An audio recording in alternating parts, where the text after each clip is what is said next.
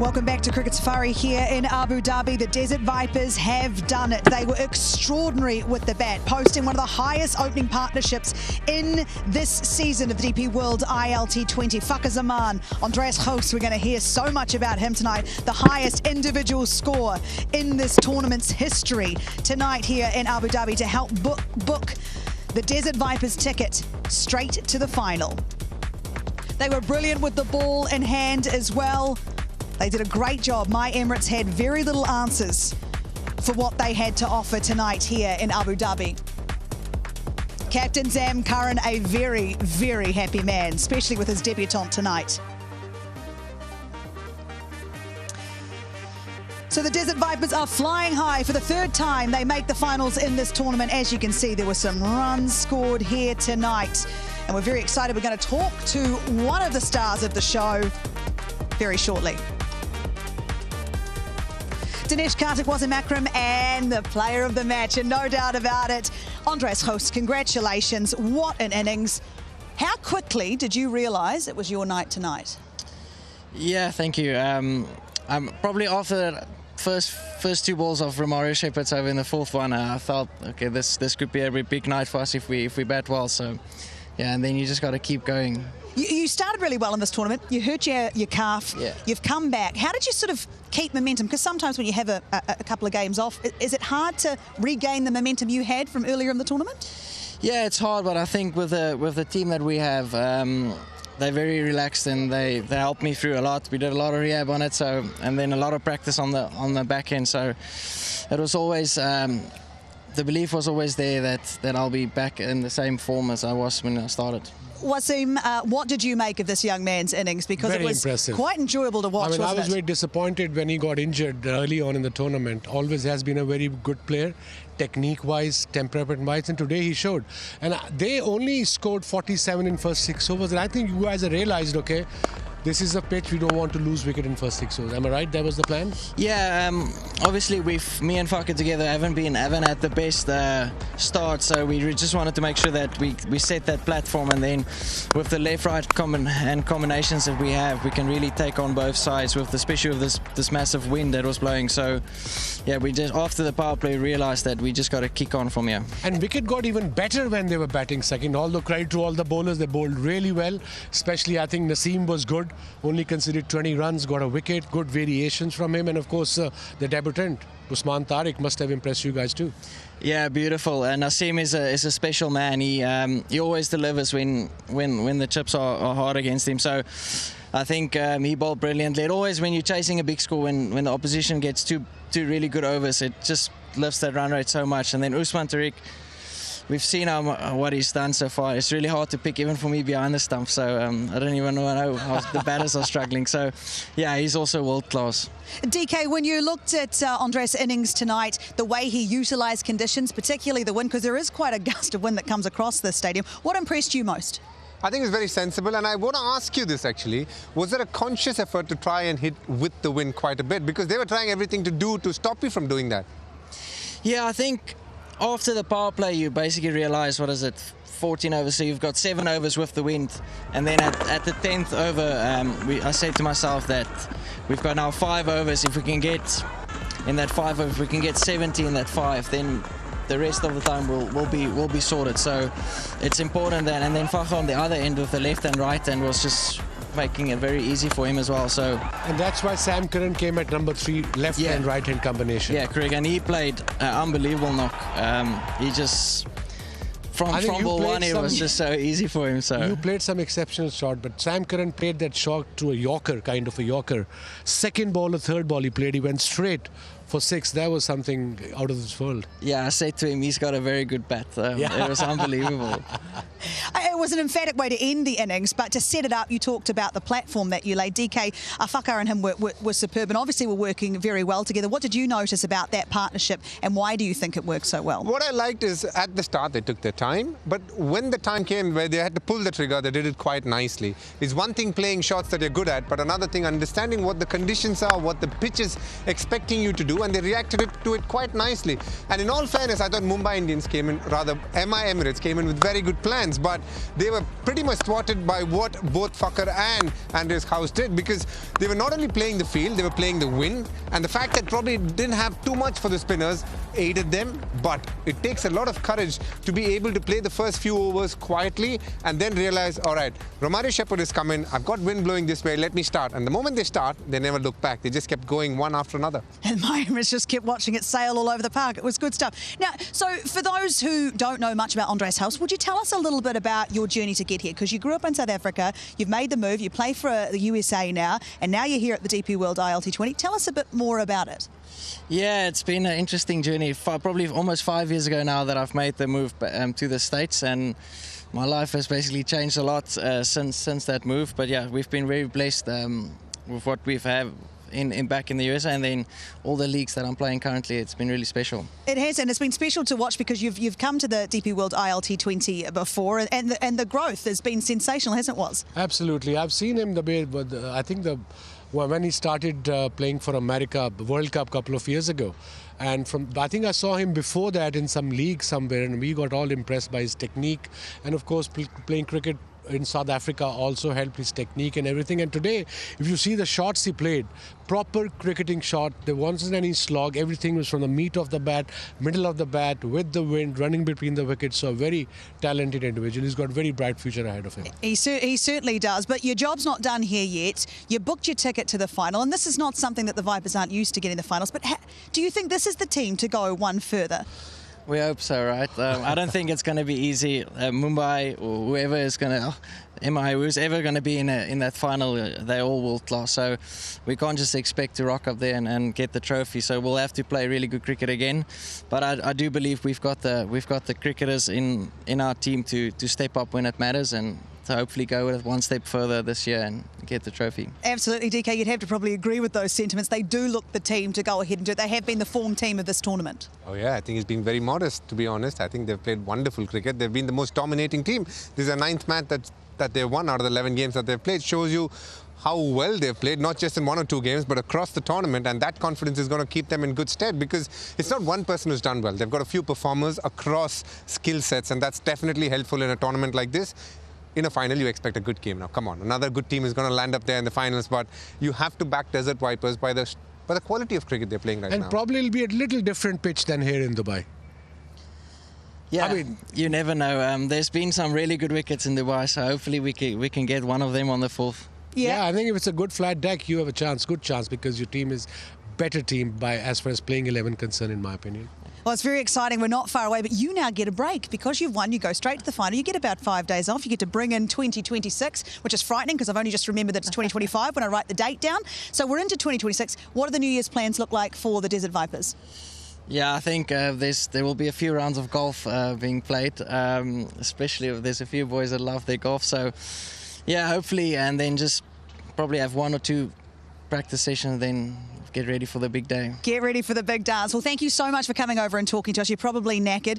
Go, rest up, have a cup of tea and a lie down. Get ready for that final. Congratulations on your performance tonight. Thanks, You're Laura. Brilliant. Brilliant, absolutely brilliant. We'll let you go. Peter's going to take care of you there. He's a beautiful man. Okay. And I'm going to talk to these boys about what happens next for MIE Emirates, because all is not lost for them. Although you want to book your ticket as soon as you possibly can to the final, they do get another crack at it, DK. A few cracks there tonight for them, or were the Vipers just too good? A bit of both.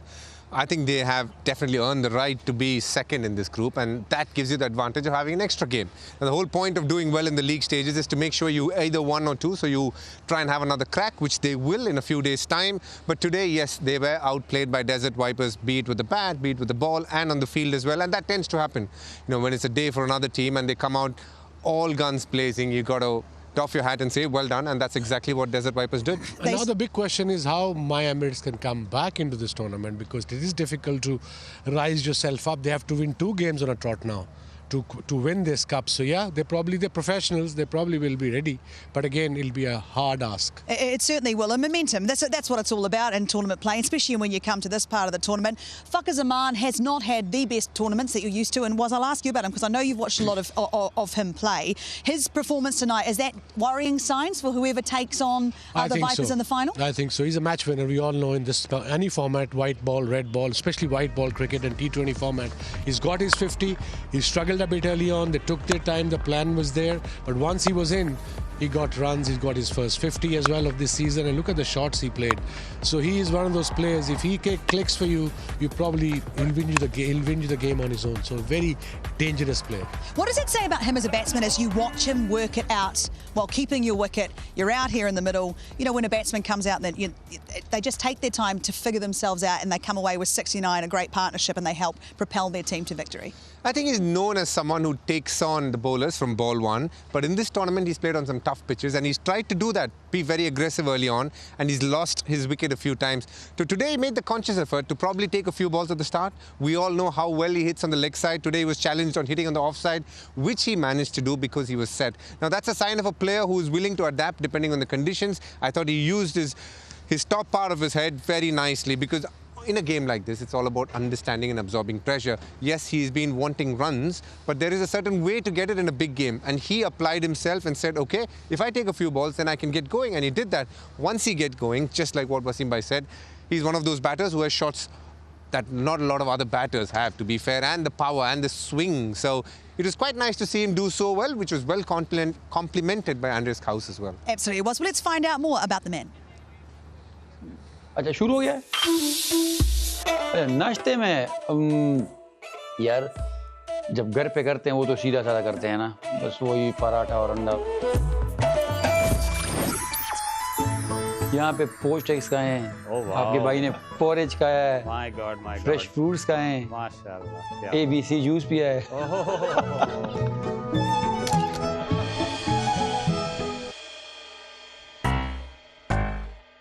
अगर मैं open करता हूं तो मेरा plan ये होता है कि मैं थोड़ा सा कंडीशंस को देखूं कि विकेट पे क्या हो रहा है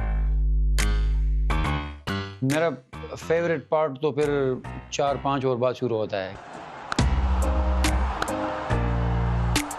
4-5 ओवर में ये है कि स्विंग भी कम हो जाता है और आपको विकेट का आइडिया भी हो जाता है देखिए आप टाइम के साथ साथ सीखते हैं एज अ क्रिकेटर जो है ना क्रिकेट में आपको पता है कि आप सक्सेस भी देखते हैं फेलियर्स भी आते रहते हैं तो बैट और बॉल से तो आप जो ऐड कर सकते हैं वो तो आप कर सकते हैं लेकिन एज ए सीनियर प्लेयर मैं समझता हूँ कि जो मैं अपने एक्सपीरियंस से इस टीम में ऐड कर सकता हूँ वो भी मैं करूँ एक लाइन में अगर बोलें तो आप टीम में बड़े भाई का रोल अदा कर रहे हैं बड़े भाई का नहीं दरमियाने भाई का बीच वाले का मैं ऑफ स्पिनर पे बहुत फंसता था क्या हुआ कि मैंने उस पर बहुत ज़्यादा काम किया जैसे मैं टांग रख के चक्का मार लेता हूँ डाउन द विकेट सामने मार लेता हूँ तो क्या हुआ कि टाइम के साथ साथ ऑफ स्पिनर पे मेरा सक्सेस रेट ज़्यादा हुआ लेफ्ट ऑफ स्पिनर पे कम हुआ है ये अभी की बात नहीं है ये जो भी देख रहे हैं ये अभी की बात मैं नहीं कर रहा नहीं है कि ये सीन मेरे साथ हुआ था जबरदस्त एंड डोंट वरी हम आपका ये वीडियो दूसरी टीम्स को नहीं चलाएं कोई मसला नहीं मैं तो चाहता हूँ कि लेफ्ट आर्म स्पिनर लगा दें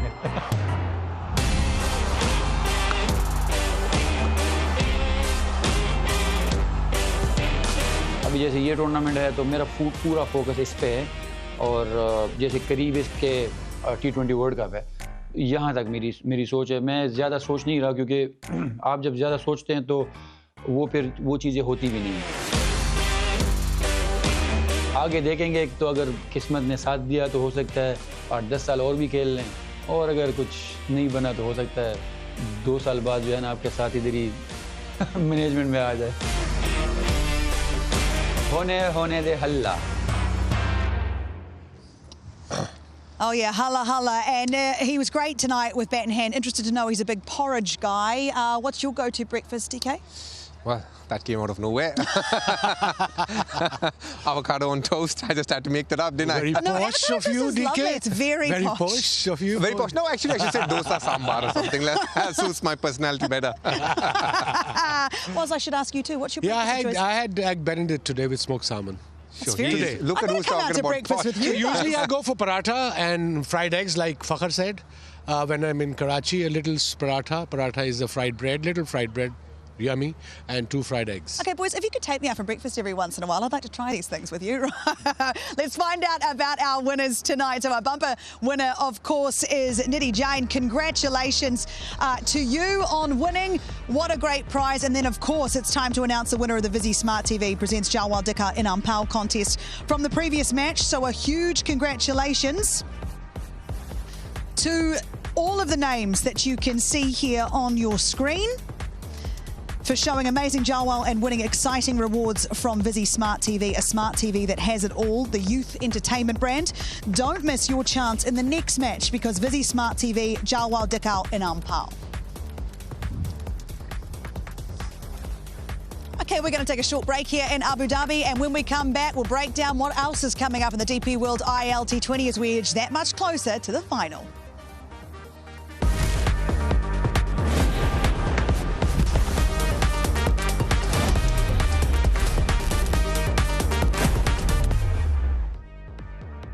Welcome back to Cricket Safari. A huge win tonight by the Desert Vipers to book their seat in the final, the third time in the DP World ILT20. A big win by 45 runs against MIE Emirates. Some huge scores when it came to their batting and some great stuff with their bowling, which we are going to get into in just a minute. I've got DK, I've got Wasim still alongside me here in Abu Dhabi, and it's kind of fresh out here, boys. Beautiful. It's lovely, isn't it? It feels like I'm back home in New Zealand.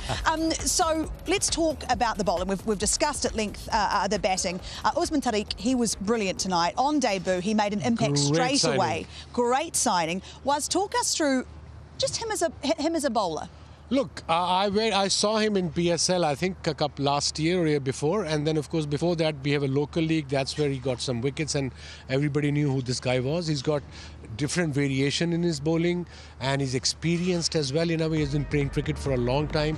And look at that. That's the what you call it, the carom ball that goes away from the right hander. With same action, he does the off break as well. And then of course he's got just one more delivery. He bowls it with the same action but a googly style. So all, you know, especially on a flat dike like this, it's difficult to hit him. And he even said himself, these are the ball on the left is the googly with the same action that comes into the right hander. Then the carom ball that he's got out, Pollard, that goes away from the right hander, and that's a lower arm ball.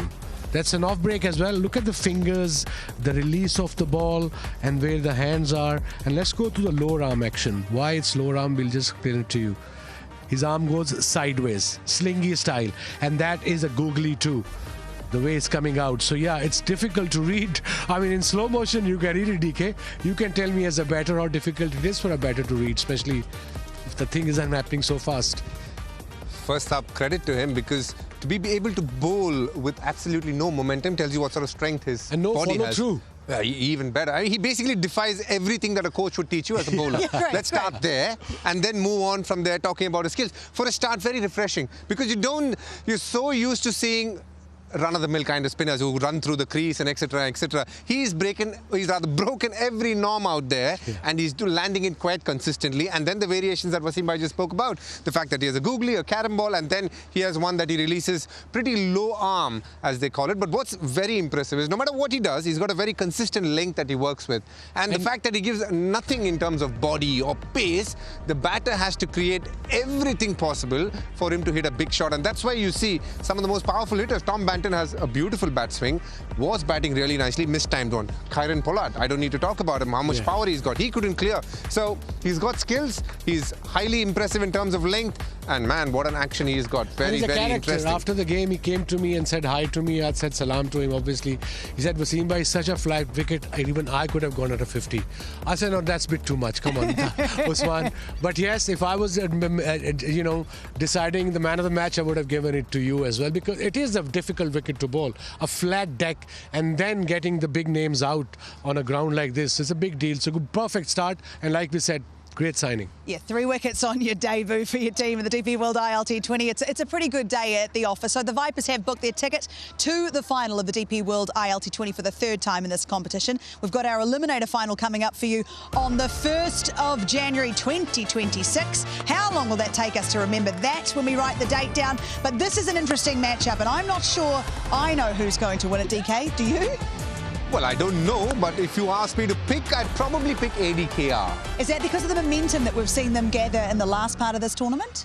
A little bit of that, and the fact that they have a good bowling. Sunil Narayan being there, Andre Russell. These are names. Piyush Chawla was bowled wonderfully well, and just the fact that I've played recently for Knight Riders, so maybe that bias. Absolutely, it was for you. The Capitals, how are the Capitals feeling in all this? Because they've had a time of it here at the DP World ILT20 when they are defending their title. They are. They're good side. They're good players in there. They're match winners in there. Again, depends on the pitch, depends on the toss. It all depends, because I think Dubai pitch won't be like this. No. It'll be a little harder, and that's a knockout game. Today, teams have a chance to reach for the final again, but the next day after game, Capitals and Knight Riders, it's a knockout game. So the team who will hold the pressure, they will qualify. Absolutely. I want to talk about Salam Keel as a batter and what he presents to this tournament right now at this current stage. Good question. I didn't play him, but he's very impressive. He can spin the ball away from the right-hander quite nicely.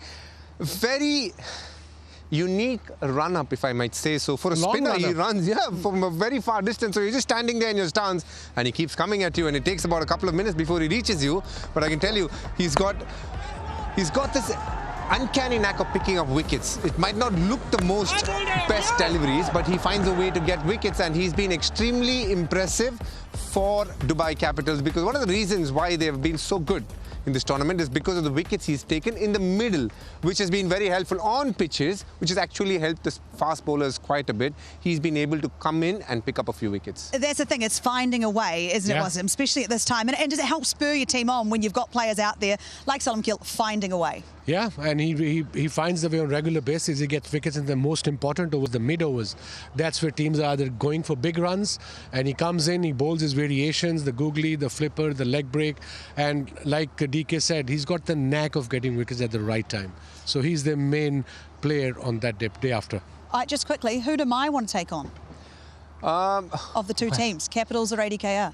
To be honest, I don't think MI would fear anyone because of how well they have played. Yes, they've had a bad game today, but they won 5 before this on the trot. So they'll back themselves to beat anyone. But if they want a team, I think they'd prefer Dubai Capitals. All right, OK. Well, it's all on here at the DP World ILT20. We're at finals time. It is exciting. Join us on the 1st. And then don't forget the finals coming up. And the Vipers will star in it once again. See you soon.